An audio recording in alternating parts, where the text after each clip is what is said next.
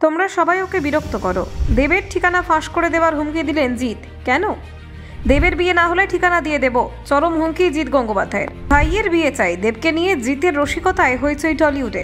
দেব কবে বিয়ে করবে প্রশ্নে মেতে উঠলেন সুরকার জিৎ।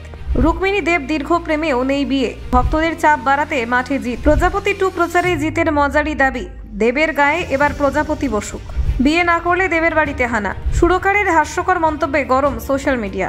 দেবকে ভাই বলে মানেন জিৎ, তাই বিয়েতে এতই আগ্রহ, কারণ কি দেখুন। টলিউডে দেবকে নিয়ে সরগরম আলোচনা নতুন নয়, তবে এবার আলোচনার কেন্দ্রে তার বিয়ে। প্রজাপতি 2 ছবির গান মুক্তি পাওয়ার সঙ্গে সঙ্গে চর্চায় উঠে এসেছে এই প্রসঙ্গ, কারণ এই গানেই সুর দিয়েছেন জিৎ গঙ্গোপাধ্যায়। বহু বছরের সম্পর্ক দেব ও জিতের, তাই দেবের ব্যক্তিগত জীবন নিয়ে মজা মস্করায় ভর করে তাদের বক্তব্য ছিল আপন ভোলানো। জিৎ স্পষ্ট জানিয়েছেন দেবকে তিনি নিজের ছোট ভাইয়ের মতোই দেখেন, আর সেই কারণেই ভাইয়ের বিয়ে নিয়ে তার উৎকণ্ঠা চরমে।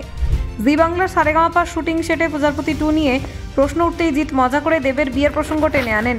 তিনি বলেন তিনি এখন চান দেবের জীবনে সত্যিকারের প্রজাপতি বসুক, অর্থাৎ জীবনে নতুন অধ্যায় শুরু হোক তার দাম্পত্য জীবন।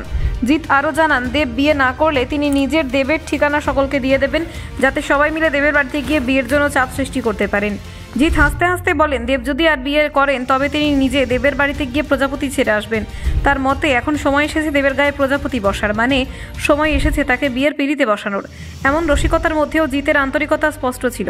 দেবের প্রতি তার স্নেহ আর আদরই যেন ফুটে উঠল প্রত্যেকটা কথায়। এদিকে দেবের প্রেম জীবন নিয়ে দীর্ঘদিন ধরে আলোচনা চলছে। শুভশ্রী গঙ্গোপাধ্যায়ের সঙ্গে বিচ্ছেদ হওয়ার পর তিনি সম্পর্কে জড়িয়েছেন রুক্মিণী মৈত্রের সঙ্গে।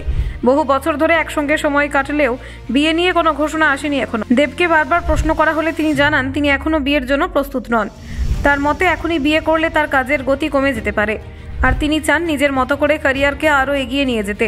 পাশাপাশি রুক্মিণীকেও শক্তভাবে প্রতিষ্ঠিত করতে চান তিনি, তাই আপাতত বিয়ে তাদের জীবনের অগ্রাধিকার নয়। দেবের বক্তব্যে স্পষ্ট যে তিনি নিজের জীবনের সিদ্ধান্ত নিজে নিতে চান।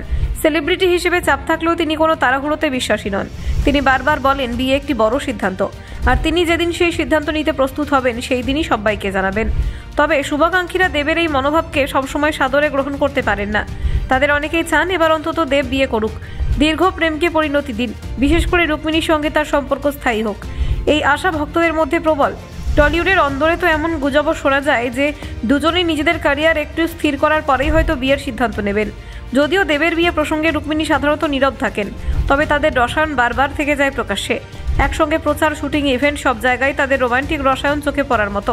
ফলে দর্শকরা স্বাভাবিকভাবেই মনে করেন এই সম্পর্ক একদিন না একদিন বিয়েতে গড়াবে। দেবের পরিবার বা ঘনিষ্ঠরাও এই বিষয়ে খুব একটা কথা বলেন না, তবে সবাই জানেন দেব অত্যন্ত দায়িত্বশীল মানুষ। ব্যক্তিগত ও পেশাদার জীবনে ভারসাম্য বজায় রাখতে তিনি সবসময় সচেতন। ব্যুরো রিপোর্ট, নির্ভীক বার্তা।